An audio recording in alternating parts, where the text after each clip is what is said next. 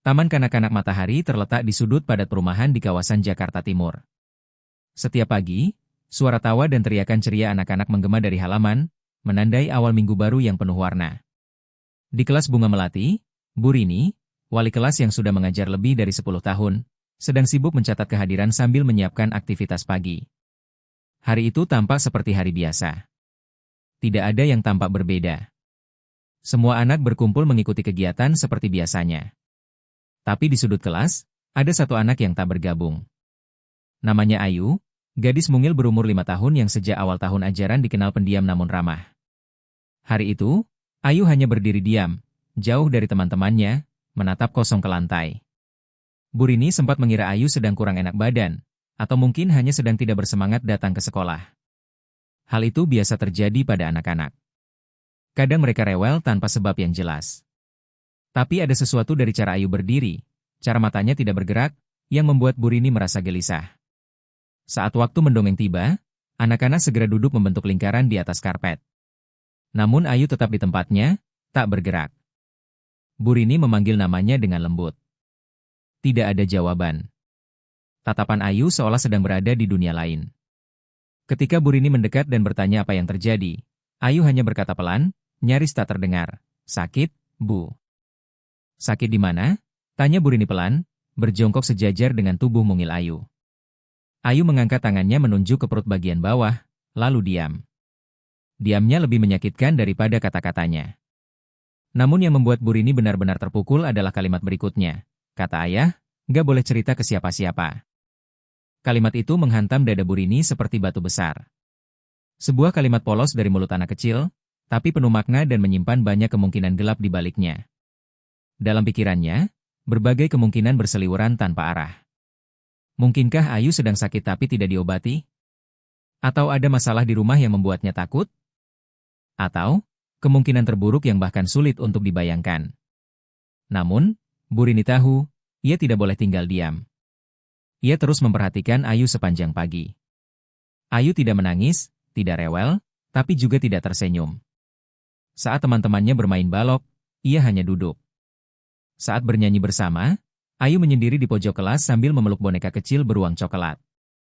Pelukannya erat. Tidak pernah dilepas bahkan saat waktu tidur siang. Ayu menggenggam boneka itu seolah itu satu-satunya perisai dari dunia. Semakin lama mengamati, semakin jelas bahwa ada sesuatu yang salah. Ini bukan sekadar lelah atau sakit biasa. Ayu tampak seperti anak yang memendam sesuatu dalam diamnya. Sebuah ketegangan yang terlalu lama disimpan, terlalu berat untuk ukuran tubuh kecilnya. Menjelang siang, saat anak-anak tidur siang, Bu Rini membawa Ayu ke ruang guru. Ia ingin bicara lagi, mencoba mencari tahu lebih banyak. Di ruangan yang tenang, Ayu hanya mengulang kalimat paginya. Tapi kali ini, satu potongan tambahan keluar dari bibir mungil itu. Ayah bikin sakit. Tidak ada penjelasan. Tidak ada detail. Tapi dua kata itu seperti pisau yang menoreh dalam. Bu Rini tidak bertanya lagi. Ia juga tidak menangis. Tapi dalam dirinya, sesuatu retak. Wajah pria yang biasa mengantar Ayu ke sekolah langsung terbayang. Lelaki yang selalu tersenyum, berbicara sopan, bahkan pernah membawa makanan ringan untuk para guru. Tak ada yang mencurigakan dari penampilannya. Tapi tatapan Ayu, tidak mungkin ia bohong. Siang itu, pikiran Bu Rini tak bisa diam. Ia tidak ingin menuduh tanpa dasar, tapi juga tidak bisa membiarkan ini berlalu. Ia tahu, jika tidak bertindak sekarang, mungkin akan terlambat besok. Menjelang jam pulang sekolah, saat anak-anak mulai dijemput, Ayu masih diam di sudut kelas. Bu Rini menguatkan hati, melangkah menuju ruang kepala sekolah. Setiap langkahnya seperti sebuah keputusan berat. Begitu pintu ditutup, ia hanya berkata, Bu, saya rasa ada yang tidak beres dengan Ayu. Kepala sekolah, Bu Dewi, meletakkan cangkir teh di meja. Wajahnya berubah seketika. Tak perlu banyak kata, ia mendengar semua cerita Bu Rini dengan wajah yang kian tegang. Kalimat, ayah bilang jangan cerita, dan ayah bikin sakit, terlalu serius untuk diabaikan. Bu Dewi langsung meminta Bu Rini mencatat semua observasi hari itu dan melaporkan sebelum anak-anak pulang. Mereka sepakat, belum bisa menyimpulkan apapun, tapi juga tidak bisa menunda lebih lama. Sore itu, Bu Rini kembali ke kelas. Anak-anak sedang bersiap pulang, Tapi Ayu tetap di pojok, tak berkata apa-apa. Ia seperti tidak berada di sana. Bu Rini mencatat setiap gerak-geriknya. Tidak ada tangisan, tidak ada amukan, tapi juga tidak ada kegembiraan. Ayu menolak semua ajakan bermain. Saat teman-teman tertawa, dia diam. Saat menggambar, dia hanya mencoret lalu meletakkan pensil. Bu Rini mulai mengingat kembali hari-hari sebelumnya. Beberapa kali Ayu izin tidak masuk tanpa alasan jelas, datang terlambat, kadang tanpa membawa tas, kadang menangis tiba-tiba. Semuanya mulai masuk akal. Seperti potongan puzzle yang sebelumnya tidak terlihat, kini mulai membentuk gambar yang mencemaskan. Ayu bukan anak yang suka mengada-ada. Ia pernah terlihat membagi makanannya kepada teman yang sakit, memeluk temannya yang menangis. Ia pendiam, tapi bukan pembohong. Dan justru karena itu, setiap kata yang keluar dari mulutnya tidak bisa dianggap enteng. Saat nenek Ayu datang menjemput, Bu Rini hanya mencatat di buku laporan. Tidak demam, tidak mengeluh sakit, tapi menunjukkan tanda kecemasan sepanjang hari. Ia tidak menyimpulkan, hanya menuliskan apa adanya. Malam itu, Bu Rini tidak bisa tidur. Wajah Ayu, suara pelannya, pelukan erat pada boneka, semua berputar dalam pikirannya seperti rekaman yang tak henti-henti diputar ulang. Ia tahu, besok ia harus bertindak. Dan ia butuh bantuan. Pagi berikutnya, Bu Rini kembali ke ruang kepala sekolah dengan sebuah catatan penuh hasil observasi selama 24 jam. Ia menyerahkan buku itu kepada Bu Dewi tanpa berkata banyak. Bu Dewi membaca dengan serius. Setiap kalimat ditelaah, setiap detail digarisbawahi. Tak butuh waktu lama bagi beliau untuk mengambil keputusan. Ia mengambil ponselnya, lalu menelepon seorang nama yang sudah lama menjadi rujukan sekolah saat kasus psikologis terjadi, Ibu Maya, seorang psikolog anak yang telah berpengalaman menghadapi banyak kasus kekerasan, trauma, dan tekanan emosional pada anak. Bisa ke sekolah hari ini? Ada kasus yang mendesak, suara Bu Dewi terdengar tenang tapi tegas. Siang itu, Ibu Maya datang ke TK Matahari tanpa banyak basa-basi. Ia tidak langsung bicara banyak. Ia hanya minta waktu untuk mengamati Ayu secara langsung di kelas. Bu Dewi dan Bu Rini menyetujuinya. Mereka tahu, ini bukan lagi sekadar urusan guru dan murid. Ini bisa jadi urusan kehidupan seorang anak yang sedang menderita dalam diam. Ibu Maya duduk di sudut kelas seperti pengunjung biasa. Ia sempat mengajak ngobrol beberapa anak lain, mencatat secara diam-diam, dan sesekali melirik ke arah Ayu. Setelah 1 jam, ia meminta bicara empat mata dengan Bu Dewi dan Bu Rini. Bu, katanya perlahan, anak ini menunjukkan tanda-tanda trauma psikologis. Ayu terlihat menutup diri bukan karena malu atau tidak enak badan, tapi karena takut. Dan ucapan, ayah bikin sakit, itu bukan sesuatu yang bisa diabaikan. Kita tidak boleh menunggu lebih lama. Dia menyelimuti ruangan kecil itu. Tak ada yang menjawab langsung. Hanya napas tertahan, tatapan saling bertemu dalam ketegangan. Ibu Maya mengusulkan 2 langkah segera. Pertama, membawa Ayu ke rumah sakit untuk pemeriksaan medis lengkap. Bukan hanya memastikan kondisi fisiknya, tapi juga mencari tahu apakah ada luka atau tanda kekerasan. Kedua, menghubungi ibu kandung Ayu, Ibu Laras, dan berbicara langsung dengannya tentang kondisi Ayu. Satu hal yang ditekankan oleh Ibu Maya, jangan beritahu ayah Ayu dulu. Jika ada sesuatu yang serius, pria itu bisa menghilangkan bukti atau lebih buruk lagi, menekan anak lebih jauh. Bu Rini merasakan jantungnya berdegup keras. Semua ini lebih besar dari yang ia kira. Bu Dewi mengangguk. Saya akan hubungi ibunya. Hari itu, suasana sekolah seakan berubah total. Ada ketegangan tak terlihat tapi terasa. Semua guru diminta tetap tenang dan tidak menyebarkan informasi keluar. Sementara itu, Bu Rini mulai mengemas file administrasi Ayu, segala dokumen yang mungkin diperlukan untuk pemeriksaan medis dan konseling.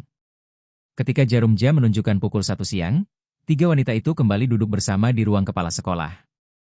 Mereka menanti. Menanti seseorang yang tak tahu bahwa sebentar lagi hidupnya bisa berubah drastis. Ibu Laras datang beberapa menit kemudian.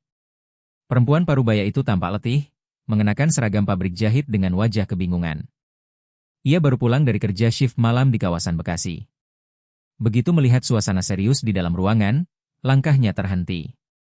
Ia memandang satu persatu orang di ruangan, Bu Dewi, Bu Rini, dan Ibu Maya. Ada apa, Bu? Tanyanya pelan, wajahnya mulai pucat. Dengan nada tenang tapi tegas, Bu Dewi menjelaskan semua. Mulai dari sikap Ayu di kelas, hingga ucapan-ucapan ganjil yang keluar dari mulut anaknya. Ketika Bu Rini menyebut, Ayu bilang, "Ayah bikin sakit." Dan, Ayah bilang jangan cerita ke siapa-siapa. Ibu Laras menoleh tajam. Wajahnya berubah. Ia tidak langsung bereaksi, seolah pikirannya menolak informasi yang masuk terlalu cepat. Namun ketika Ibu Maya mulai bicara, menjelaskan pentingnya membawa Ayu ke rumah sakit malam itu juga, dan bahwa untuk sementara mereka tidak boleh melibatkan sang ayah, wajah Ibu Laras mulai menegang. "Apa maksudnya, suami saya, yang kalian curigai?" Suaranya bergetar. Tak ada yang menjawab langsung. Tapi keheningan itu cukup sebagai isyarat. Ibu Laras menunduk, memejamkan mata, dan mendadak semua potongan kenangan menyerbu pikirannya. Malam-malam saat ia pulang larut dan menemukan anaknya sudah tidur, suaminya masih terjaga. Pagi-pagi saat suaminya mengantar Ayu ke sekolah, lalu pergi tanpa kejelasan. Telepon-telepon aneh. Nada bicara sang suami yang sering menghindar. Dan terutama, malam-malam ketika Ayu terbangun dan menangis pelan. Ia mengira itu hanya mimpi buruk. Kini, semuanya terlihat berbeda. "Ayo kita bawa Ayu malam ini," katanya akhirnya. Semua bergerak cepat. Bu Rini yang mengantar Ayu bersama Ibu Laras ke rumah sakit anak. Ibu Maya akan berkoordinasi dengan pihak kepolisian jika hasil pemeriksaan membutuhkan tindakan hukum. Bu Dewi tinggal di sekolah untuk mengelola administrasi dan laporan internal. Dalam mobil menuju rumah sakit, tak banyak yang berbicara. Ayu duduk tenang di pangkuan neneknya, matanya melihat keluar jendela tanpa ekspresi. Bu Rini beberapa kali melirik ke belakang, hatinya berat. Ia ingin bertanya, ingin memastikan Ayu baik-baik saja, tapi ia tahu, keadaan diam adalah bentuk pertahanan terakhir anak-anak. Sesampainya di rumah sakit, semua prosedur dijalankan sesuai standar. Surat rujukan diserahkan, data pasien diisi, Ayu dibawa masuk ke ruang pemeriksaan khusus. Pemeriksaannya dilakukan oleh 2 tenaga medis wanita, dengan pendekatan sehalus mungkin agar Ayu tidak merasa terintimidasi. Di luar ruangan, Ibu Maya menghubungi Dinas Pendidikan dan mencatat semua kronologi untuk dilaporkan. Tak ada celah untuk kesalahan. Tak ada ruang untuk kelengahan. Namun meski semuanya dilakukan sesuai prosedur, rasa takut dan kecemasan tetap membayang. Ibu Laras duduk di depan pintu ruang periksa, matanya tak lepas dari pegangan pintu. Bu Rini di sebelahnya, menatap jam dinding berkali-kali. Seorang dokter mendekat, meminta mereka keluar agar Ayu bisa diperiksa lebih nyaman. Mereka patuh. Dan kemudian, mereka hanya bisa menunggu. Waktu berjalan lambat. Setiap menit terasa seperti jam. Ibu Laras mulai memikirkan semua kemungkinan. Apakah benar suaminya telah berbuat sesuatu? Bagaimana mungkin? Atau mungkinkah ini semua hanya kesalahpahaman yang mengerikan? Ia ingat suaminya, Pak Rahmat, adalah pria tenang. Tak pernah memukul, tak pernah berteriak. Tapi ia juga tak pernah terbuka. Banyak hal yang disembunyikan. Termasuk masalah uang, utang yang tak pernah dibahas, dan ketegangan aneh setiap kali ada telepon malam. Kini, semuanya terurai satu persatu. Waktu menunjukkan pukul 9 malam. Rumah sakit anak Jakarta masih tetap terang, meski suasananya mulai sepi. Di lorong lantai 2, tempat Ayu diperiksa, suasana begitu sunyi. Ibu Laras duduk menunduk, kedua telapak tangannya saling menggenggam erat. Bu Rini berdiri tak jauh darinya, menyandarkan tubuh ke dinding, mencoba menenangkan diri. Sementara Ibu Maya sedang menelepon Dinas Pendidikan untuk memperbarui informasi terbaru. Beberapa menit kemudian, seorang perawat keluar dari ruang periksa dan mengatakan bahwa proses hampir selesai. Namun dokter ingin berbicara secara pribadi dengan orang tua dan pihak sekolah setelah hasil awal dicatat. Tak lama setelah itu, ponsel Bu Rini berdering. Nama yang muncul di layar membuat jantungnya terhenti sejenak. Pak Rahmat. Ia sempat ragu mengangkat, tapi kemudian menekan tombol hijau. Suaranya tetap tenang. Halo? Dari seberang, suara Pak Rahmat terdengar pelan namun tegas. Bu Rini, saya dengar dari tetangga kalau Ayu dibawa ke rumah sakit. Ada apa dengan anak saya? Suasana lorong seketika menegang. Bu Rini mencoba menahan emosi, tidak ingin mengatakan sesuatu yang bisa memperburuk keadaan. Iya, Pak. Ayu mengeluh sakit perut. Kami hanya memastikan kesehatannya. Ada yang aneh dengan suara ibu, balas Pak Rahmat cepat. Ibu tidak pernah telepon saya malam-malam begini. Ada yang ibu sembunyikan? Nada bicaranya mulai berubah. Lebih tajam. Lebih curiga. Bu Rini mengakhiri percakapan dengan cepat. Pak, kalau Bapak ingin tahu lebih lanjut, kami ada di Rumah Sakit Anak Jakarta. Tak lama kemudian, sekitar pukul 10 malam, Pak Rahmat benar-benar muncul di rumah sakit. Ia datang sendirian, mengenakan jaket hitam dan topi. Begitu melihat Ibu Maya dan Bu Rini berdiri di lorong, ia menghentikan langkahnya. Wajahnya menegang. Tidak terlihat panik, tapi ada gelagat tidak biasa. Mana istri saya? Tanyanya langsung. Ibu Maya menatapnya dengan dingin, lalu menjawab, Ibu Laras ada di dalam bersama Ayu. Saat itu, dua pria berseragam sipil muncul dari ujung lorong. Mereka adalah petugas kepolisian dari Unit Perlindungan Anak yang sudah dihubungi sebelumnya oleh pihak sekolah. Salah satu dari mereka berbicara dengan Bu Rini, sementara yang lain mengawasi Pak Rahmat dari jauh. Melihat keberadaan polisi, Pak Rahmat kaku. Tangannya mengepal. Napasnya memburu. Dan tanpa diduga, ia berbalik dan lari ke arah lift. Pak! Tunggu! Bu Rini berseru. Ibu Maya langsung memberi kode pada polisi. Salah satu dari mereka mengejar, sementara yang lain mengaktifkan radio panggilan untuk pengamanan rumah sakit. Lorong itu mendadak riuh. Suara langkah kaki bergema keras. Orang-orang mulai keluar dari kamar, bingung dengan apa yang terjadi. Sementara itu, di ruang periksa, Dokter HKM baru saja menyampaikan hasil pemeriksaan awal pada Ibu Laras dan Bu Rini. Secara medis, tidak ada tanda-tanda kekerasan fisik atau pelecehan, katanya hati-hati. Namun kami menemukan adanya infeksi saluran kemih yang cukup parah. Sudah berlangsung cukup lama, dan bisa menyebabkan rasa sakit luar biasa, terutama saat duduk atau buang air kecil. Ibu Laras menutup wajahnya. Antara lega dan hancur. Anakku, menderita seperti itu, dan aku tidak tahu. Dokter HKM melanjutkan, anak seusia Ayu bisa bingung menggambarkan rasa sakit. Kadang mereka menyebutnya, sakit dibuat orang, karena mereka tidak tahu penyebab pastinya. Bisa jadi ini yang terjadi. Bu Rini menarik napas panjang. Namun saat mendengar kabar bahwa Pak Rahmat melarikan diri saat melihat polisi, suasana kembali mencekam. Dokter mengernyitkan dahi. Kalau dia tidak bersalah, kenapa lari? Ibu Laras terpukul. Benaknya diselimuti rasa bersalah dan keraguan.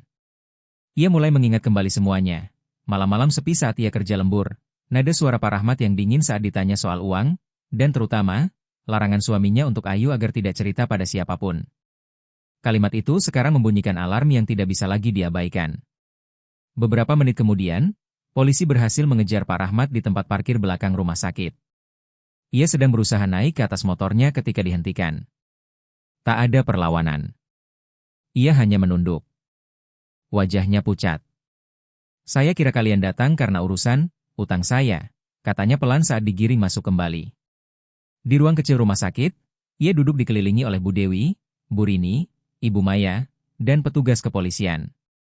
Ia tidak menyangkal bahwa ia telah meminta Ayu untuk diam. Tapi bukan karena saya sakiti dia, ujarnya cepat. Saya hanya tak ingin Laras tahu kalau Ayu sakit. Dia sudah lelah kerja malam. Saya takut dia khawatir. Polisi mencatat setiap kalimat. Tidak ada penahanan malam itu. Namun jelas bahwa tindakan Pak Rahmat mencurigakan dan perlu penyelidikan lebih lanjut. Sementara itu, Ayu telah tertidur di kamar perawatan setelah diberi antibiotik dan obat pereda nyeri. Wajahnya tampak lebih tenang. Ibu Laras duduk di samping tempat tidur anaknya. Matanya bengkak. Air matanya habis. Ia tahu, malam itu hidupnya tidak akan sama lagi. Di ruang tunggu rumah sakit, Pak Rahmat duduk dengan kepala tertunduk. Sinar lampu neon pucat menyoroti wajahnya yang tampak lelah, lebih karena beban batin daripada kelelahan fisik. Setelah sesi tanya-jawab dengan petugas kepolisian dan Bu Maya, ia tidak berkata banyak lagi. Ia hanya diam. Diam seperti Ayu. Malam semakin larut. Para petugas membiarkannya duduk sendiri untuk sementara waktu. Tidak ada penangkapan malam itu, tapi Pak Rahmat dilarang meninggalkan rumah sakit sebelum ada keputusan lebih lanjut dari pihak berwenang. Di kamar rawat, Ayu telah tidur. Napasnya teratur, tubuhnya mungil tenggelam dalam selimut biru muda yang disediakan rumah sakit. Ibu Laras masih duduk di sampingnya, tangannya terus mengusap rambut anaknya pelan-pelan, seolah ingin menyisir ulang seluruh kenangan yang telah terabaikan. Bu Rini berdiri di lorong, mengamati pemandangan itu dari balik jendela kecil di pintu kamar. Ada getaran halus dalam dadanya. Ia telah mengira yang terburuk. Ia telah menyusun kemungkinan paling gelap. Tapi kini, ia pun mulai melihat betapa rumitnya kehidupan orang dewasa yang berdampak pada anak sekecil Ayu. Ketika pagi mulai menyingsing, Bu Dewi datang ke rumah sakit. Ia membawa pakaian ganti untuk Ayu dan menyerahkan laporan tertulis ke bagian administrasi rumah sakit serta salinan dokumen yang dibutuhkan oleh dinas sosial. Sementara itu, Ibu Maya duduk kembali bersama Pak Rahmat, kali ini hanya berdua. Tak ada suara selain denting jarum jam di dinding. "Apa Bapak bisa jujur sepenuhnya kali ini?" tanyanya pelan. Pak Rahmat menatap ke depan, tidak langsung menjawab. Kemudian ia berkata, "Lirih, saya tidak menyakiti Ayu. Tapi saya telah menyakiti keluarga saya dalam cara yang berbeda." Tangannya mengepal. Ia mulai bercerita bahwa selama hampir 1 tahun terakhir, ia telah berhutang ke banyak pihak. Awalnya hanya pinjaman kecil untuk menutupi kekurangan. Tapi karena bunganya mencekik, ia meminjam lagi untuk menutup pinjaman sebelumnya. Lama-lama, hutangnya membengkak. Ia tidak berani bilang ke Laras. Ia malu. Sebagai kepala keluarga, ia merasa wajib terlihat kuat, tidak boleh gagal. Jadi ia menyembunyikan semua itu, dari istri, dari anak, dari semua orang. Ia bahkan menjual barang-barang kecil di rumah, diam-diam. Memakai simpanan darurat, menggadaikan motor, bahkan pernah ditagih utang di depan rumah ketika Laras sedang kerja malam. "Saya merasa hancur sebagai suami, sebagai ayah," gumamnya. Suatu hari, Ayu mulai mengeluh sakit saat duduk. Ia pikir itu hanya iritasi ringan. Ia berinisiatif mencari pengobatan alternatif, daun herbal, air rebusan, salep apotek. Tapi ia takut membawa anaknya ke dokter karena takut biaya. Waktu itu saya bilang ke Ayu, "Jangan cerita ke ibu ya. Ibu capek, nanti khawatir." Dan kalimat itulah yang membekas di kepala Ayu. Anak sekecil itu, saya minta menyimpan rahasia dari ibunya sendiri. Suara Pak Rahmat mulai bergetar. "Saya bukan pelaku kekerasan, tapi saya pengecut. Saya sembunyikan semuanya, dan kini semuanya meledak." Ibu Maya hanya menatapnya. Tanpa vonis. Tanpa penilaian. Kemudian ia berkata, "Pak Rahmat, anak-anak tidak butuh ayah yang sempurna. Mereka hanya butuh ayah yang jujur." Di sisi lain rumah sakit, Ibu Laras akhirnya bangkit dari duduknya setelah Ayu kembali tertidur dengan tenang. Ia berjalan perlahan ke lorong, matanya mencari suaminya. Bu Rini memberitahu arah ruang tunggu. Di sana, ia melihat Rahmat duduk sendirian, tangan di wajah, tubuh sedikit membungkuk. Untuk sesaat, ia hanya berdiri mematung. Dalam hatinya, masih berkecamuk ribuan perasaan. Tapi ia tahu, tidak semua luka harus diobati dengan kemarahan. Ia duduk di samping suaminya, diam. Tak langsung bicara. Pak Rahmat hanya melirik sejenak. Wajahnya penuh penyesalan. "Maaf," katanya lirih. Ibu Laras tidak menjawab. Tapi ia meraih tangannya perlahan, dan untuk pertama kalinya setelah sekian lama, mereka duduk bersama tanpa saling menyalahkan. Keesokan harinya, hasil observasi medis Ayu keluar lengkap. Infeksi saluran kemihnya tergolong sedang tapi berkepanjangan. Dokter menyarankan rawat jalan dan pemberian antibiotik secara berkala. Tidak ditemukan tanda-tanda kekerasan fisik. Ibu Maya menyampaikan bahwa kemungkinan besar Ayu mengalami kesalahpahaman dalam mendeskripsikan rasa sakitnya, sesuatu yang sangat wajar terjadi pada anak-anak. Namun ia menambahkan, meski tidak ada kekerasan, ada luka emosional yang nyata. Anak ini sudah terbiasa diam. Dan itu bisa lebih berbahaya dari tangisan. Bu Dewi setuju untuk memberikan sesi pendampingan psikologis mingguan di sekolah secara gratis untuk Ayu, dan juga membuka sesi konseling keluarga bagi kedua orang tuanya. Semuanya tidak akan kembali seperti semula, tapi paling tidak, semua sudah mulai dari titik yang jujur. 2 hari kemudian, Ayu diperbolehkan pulang. Kondisinya sudah stabil, infeksinya mulai membaik setelah 2 malam menjalani pengobatan dan perawatan intensif. Namun lebih dari sekadar kesembuhan fisik, hal yang paling terasa adalah perubahan kecil di wajahnya. Ia mulai menunjukkan tanda-tanda ketenangan. Pagi itu, Ibu Laras menggenggam tangan Ayu erat saat berjalan keluar dari rumah sakit. Di sisi lain, Pak Rahmat membawa tas kecil berisi obat-obatan dan hasil pemeriksaan. Tak ada percakapan, tapi langkah mereka seirama. Seperti keluarga yang sedang memulai ulang dari awal yang baru. Di dalam mobil, Ayu duduk tenang. Sesekali melihat keluar jendela, sesekali menoleh ke ibunya, lalu kembali diam. Tapi tidak ada lagi ketegangan di matanya. Tidak ada rasa takut. Di rumah, suasana terasa canggung tapi hangat. Ibu Laras menyiapkan sarapan ringan, sementara Ayu memilih duduk di ruang tengah sambil memeluk bonekanya. Pak Rahmat hanya berdiri dari kejauhan, seolah masih menunggu isyarat boleh atau tidaknya mendekat. Beberapa menit kemudian, Ayu menoleh. "Boleh ayah duduk di sini?" tanyanya pelan. Ayu mengangguk. Dan untuk pertama kalinya sejak semuanya terjadi, mereka duduk berdampingan. Pak Rahmat menghela napas, lalu berkata, "Maaf ya, Nak. Ayah nggak jujur. Ayah salah karena nyuruh kamu diam." Ayu menunduk. Tidak langsung menjawab. Tapi ia menyandarkan kepalanya pelan di lengan ayahnya. Dan untuk lelaki yang selama ini selalu menahan semua beban sendirian, momen itu lebih menyentuh dari kata-kata apapun. Sementara itu, di TK Matahari, Bu Rini kembali mengajar seperti biasa.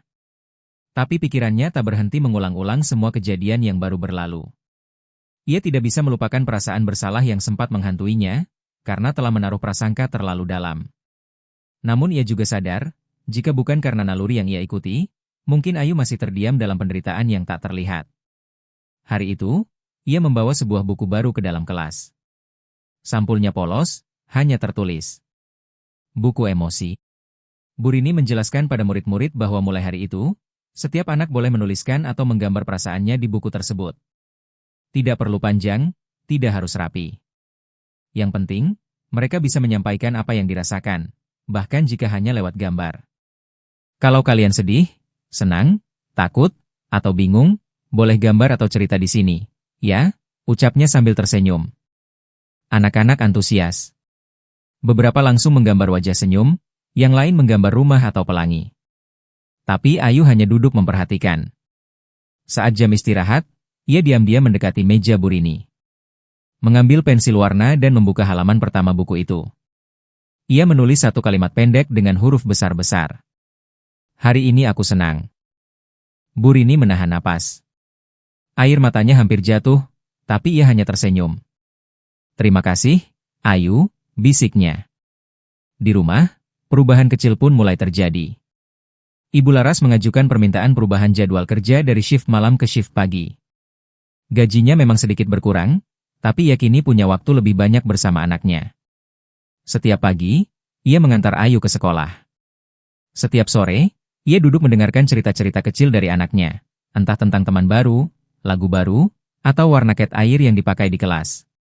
Dan setiap malam, Pak Rahmat mulai belajar melakukan hal sederhana yang dulu jarang ia lakukan, mendengarkan.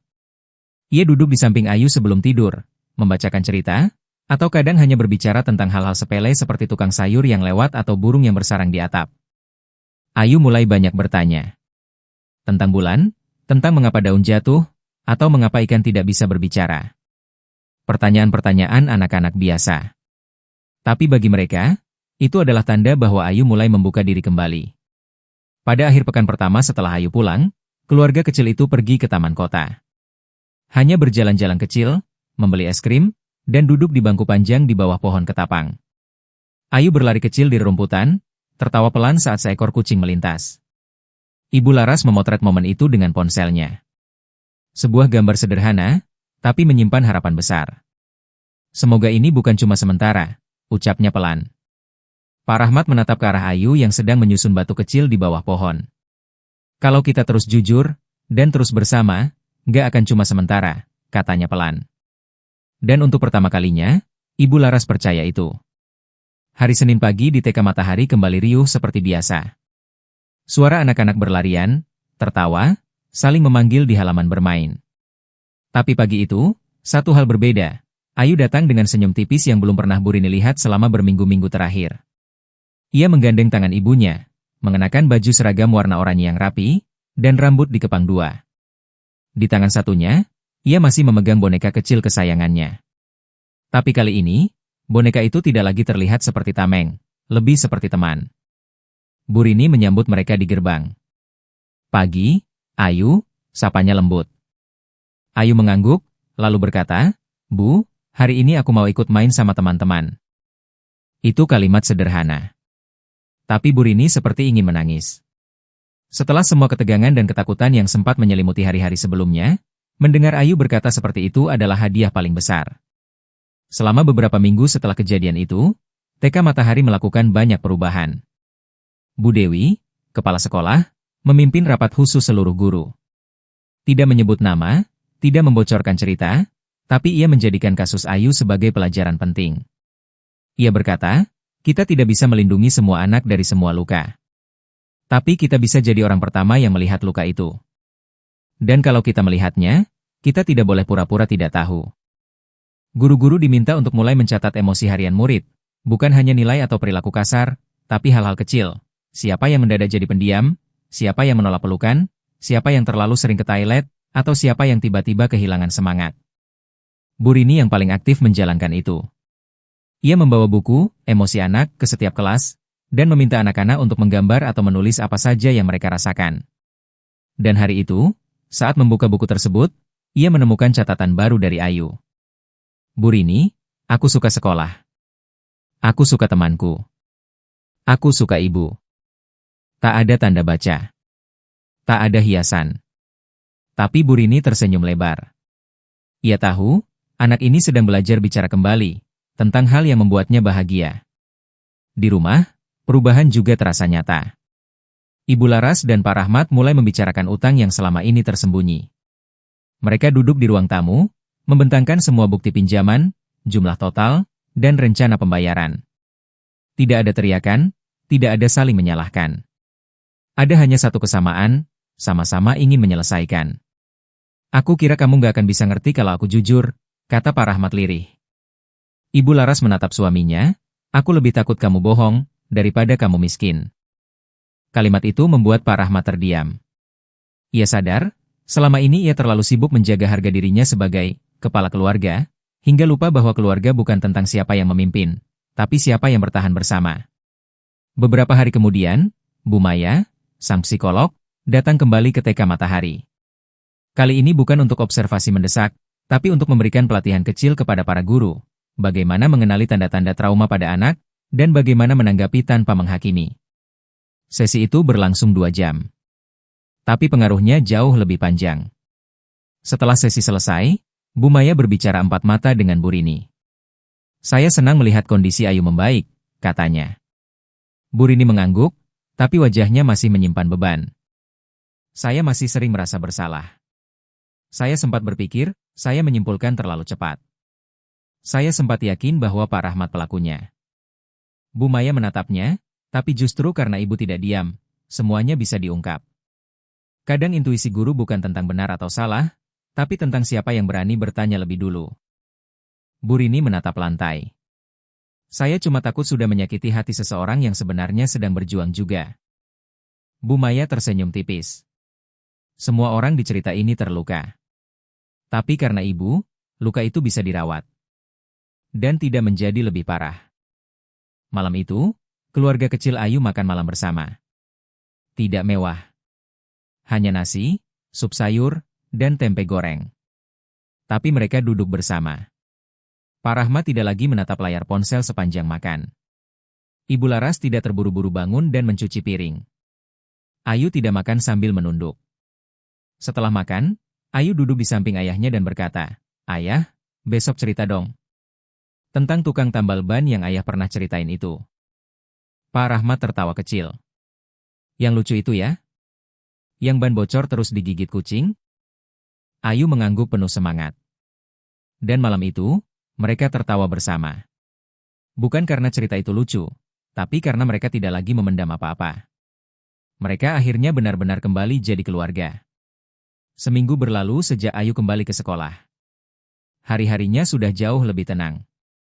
Ia kembali ikut bermain, ikut bernyanyi, dan kadang-kadang tersenyum kepada teman-temannya. Tapi Bu Rini tetap memperhatikannya lebih dekat dari anak-anak lain. Bukan karena Ayu masih dalam pengawasan khusus. Tapi karena Bu Rini tahu, luka emosional pada anak bukan seperti demam yang sembuh dalam sehari.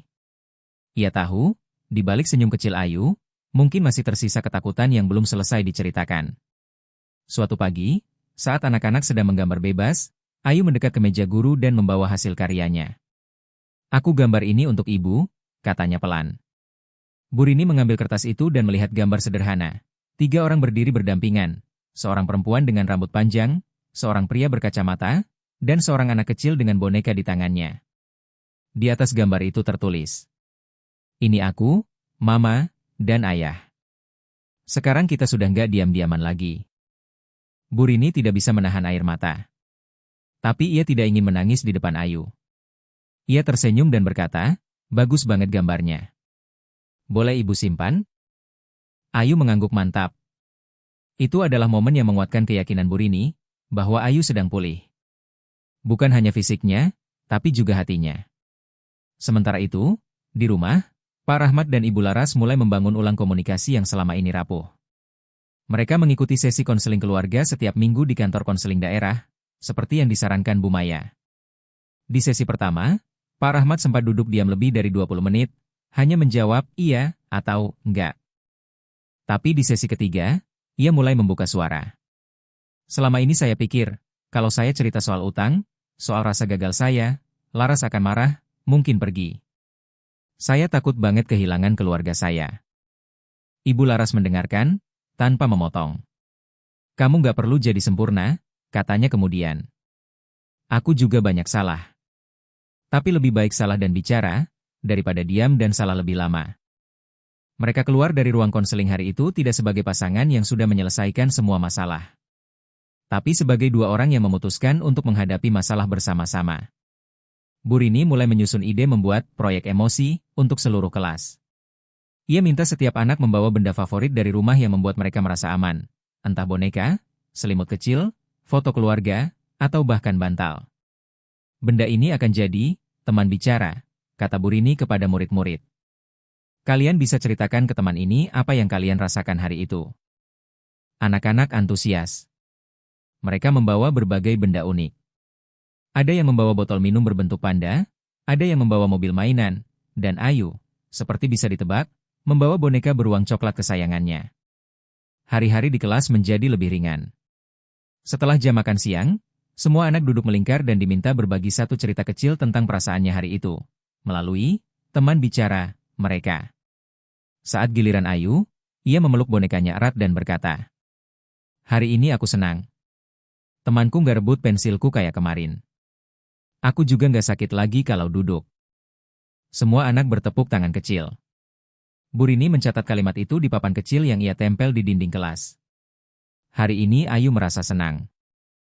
Dinding itu kini dipenuhi kalimat-kalimat jujur dari anak-anak, tentang rasa takut, bahagia, cemburu, atau bahkan lapar. Dan dari semua kalimat, Bu Rini paling sering melihat satu kata yang mulai mendominasi, senang. Di rumah, rutinitas baru mulai terbentuk. Ibu Lara sekarang selalu mengantar dan menjemput Ayu.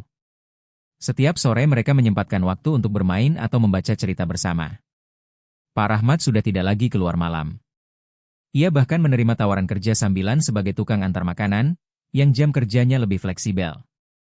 Suatu malam, saat Ayu tertidur di kamarnya, Pak Rahmat duduk di ruang tamu sambil menatap layar ponsel. Ia menulis pesan kepada istrinya. "Terima kasih udah mau mulai dari awal sama aku. Aku janji nggak akan diam lagi." Ibu Laras membalas singkat. "Kita mulai bareng. Dan jangan lupa, kamu nggak harus jadi pahlawan. Cukup jadi ayah yang ada di rumah." Pesan itu sederhana. Tapi Pak Rahmat membaca ulang beberapa kali, sebelum akhirnya tersenyum pelan. Di hari Jumat sore, Bu Rini duduk sendirian di ruang guru. Di tangannya, ia membuka buku emosi dan membaca ulang catatan dari beberapa anak. Ia sampai pada halaman Ayu dan menemukan tulisan baru. "Aku sayang Mama.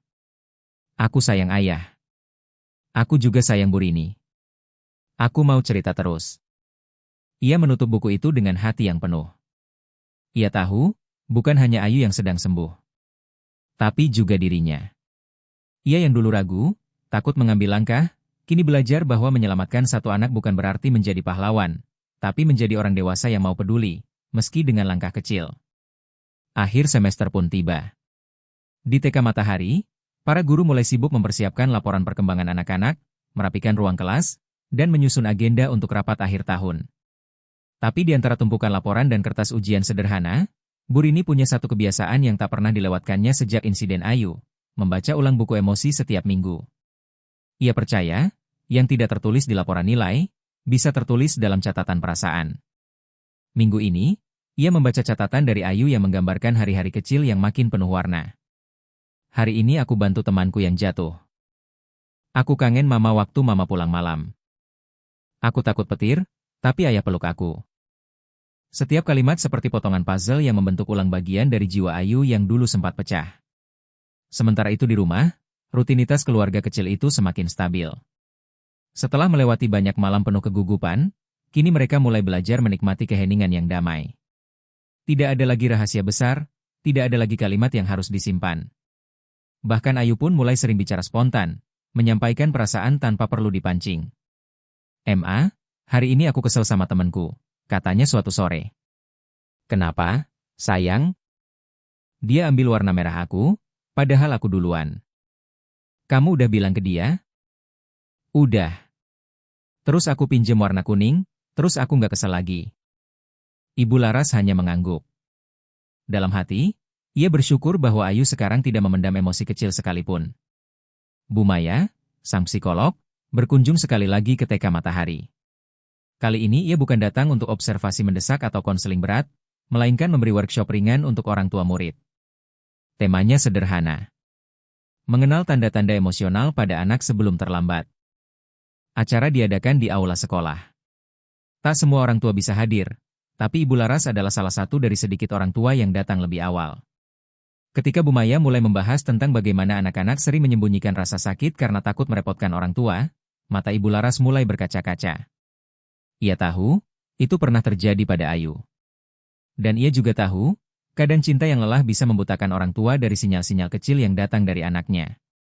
Ketika sesi tanya jawab dibuka, seorang ibu di barisan belakang bertanya, "Bu, kalau anak saya tiba-tiba sering menangis malam-malam tapi nggak mau cerita, itu gimana ya?"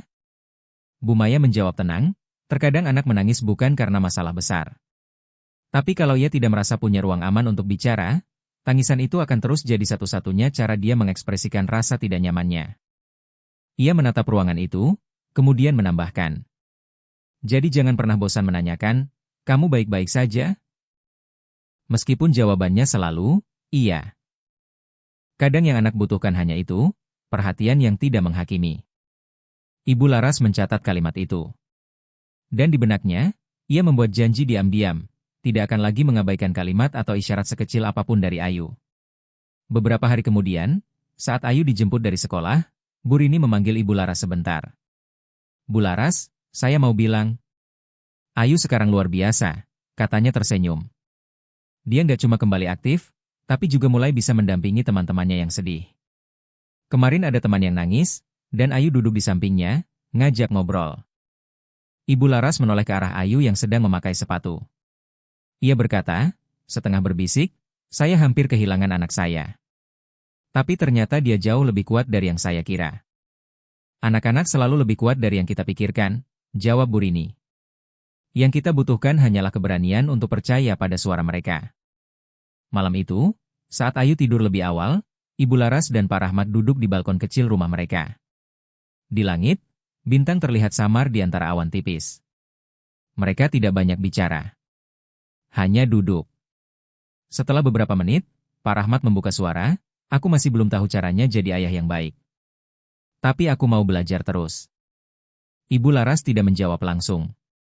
Ia menyandarkan kepala di bahu suaminya dan berkata, "Kita belajar sama-sama. Aku juga belum jadi ibu yang sempurna." Hening. Lalu terdengar suara kecil dari dalam kamar. "Ma. Pak." Mereka menoleh cepat. Ayu berdiri di depan pintu, matanya masih setengah mengantuk. "Aku mau peluk." Tanpa bicara, mereka mendekap Ayu erat. Dan untuk pertama kalinya, tidak ada yang menahan tangis. Tapi kali ini, tangis itu bukan karena takut, melainkan karena rasa syukur.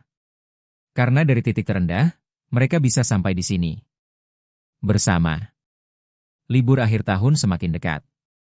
Di TK Matahari, suasana mulai dipenuhi hiasan warna-warni buatan anak-anak, gambar pohon, rumah-rumahan dari karton, dan deretan hasil karya seni yang ditempel di dinding kelas.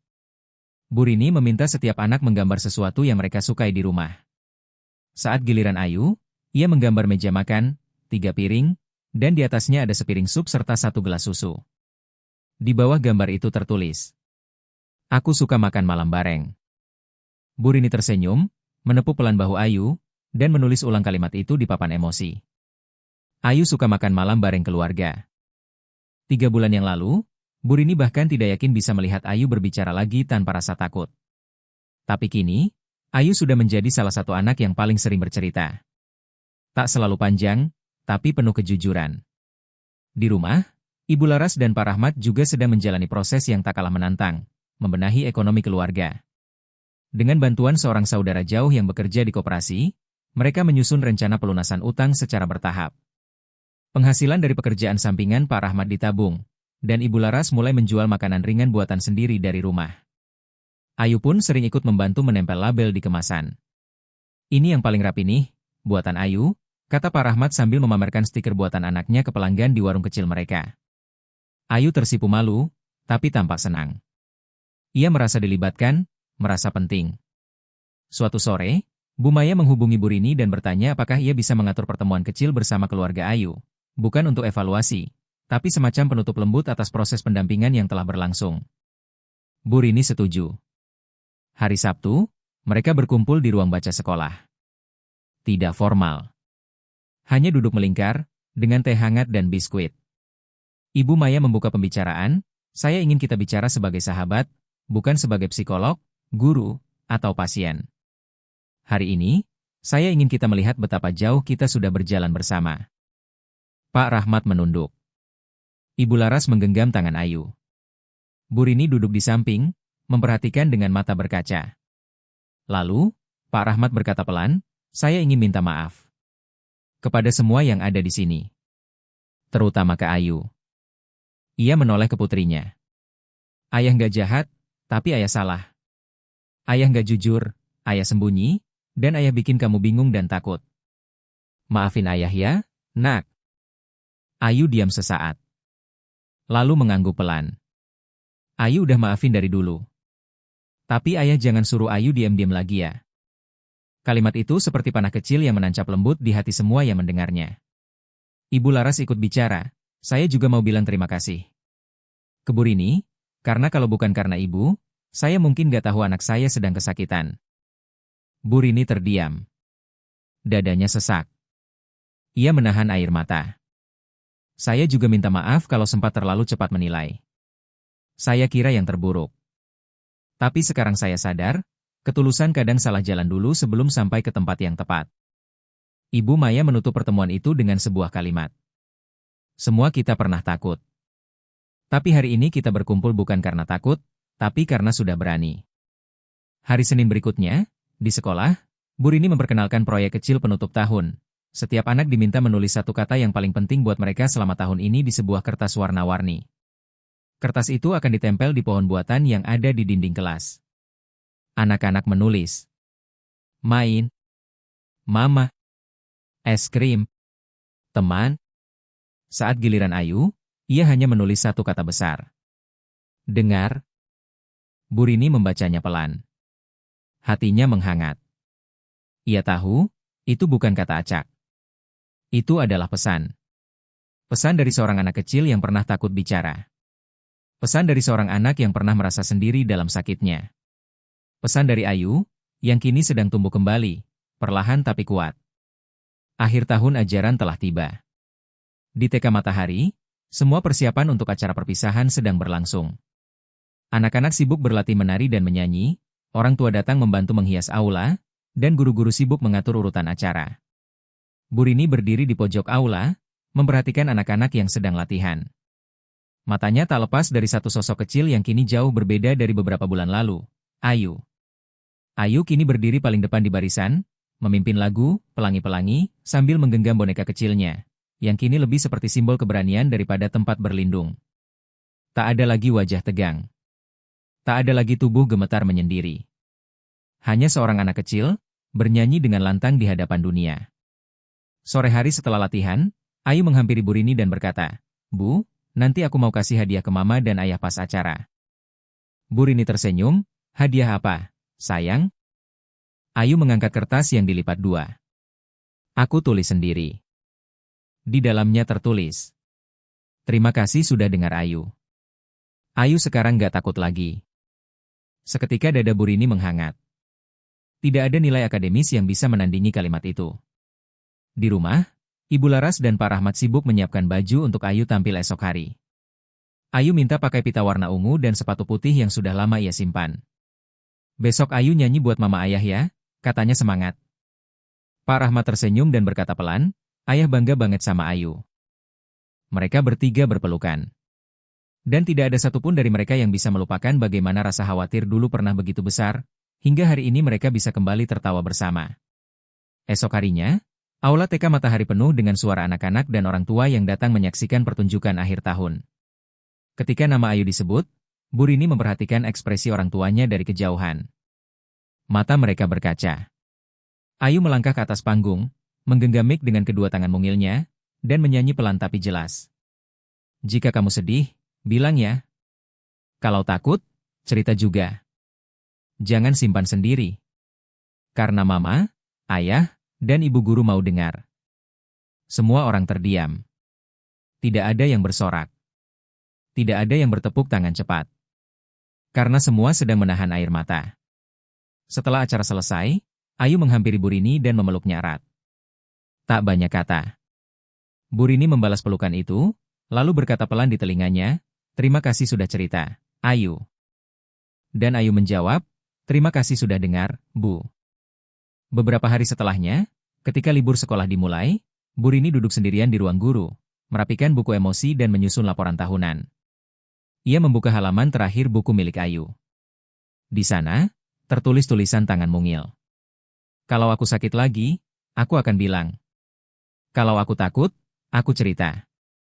Karena sekarang aku tahu, aku tidak sendirian."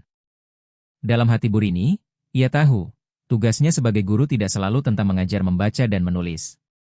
Tapi tentang mendengarkan ketika semua orang dewasa lain terlalu sibuk. Karena kadang, sinyal bahaya datang dari anak yang paling pendiam. Kadang, permintaan tolong terdengar dalam kalimat, "Aku sakit, tapi Ayah bilang jangan cerita." Dan jika tidak ada satu orang pun yang cukup peka, cukup peduli, cukup berani bertanya lagi, maka bisa jadi, tidak ada yang akan tahu. Kisah ini bukan tentang salah dan benar. Bukan tentang siapa yang sempurna dan siapa yang gagal. Ini adalah kisah tentang keberanian seorang anak untuk bersuara. Dan keberanian orang dewasa untuk berhenti dan mendengar. Karena setiap anak berhak untuk didengar. Bukan hanya dinilai. Bukan hanya ditebak. Tapi didengar dengan sepenuh hati. Terima kasih telah mengikuti kisah ini bersama kami di channel Kisah Nyata Indonesia. Jika cerita ini menyentuh hati Anda, silakan tekan tombol suka, bagikan kepada yang lain, dan jangan lupa berlangganan agar kita bisa terus menyuarakan cerita-cerita penuh makna seperti ini. Sampai jumpa di video berikutnya. Semoga kita semua bisa jadi orang dewasa yang mau mendengar.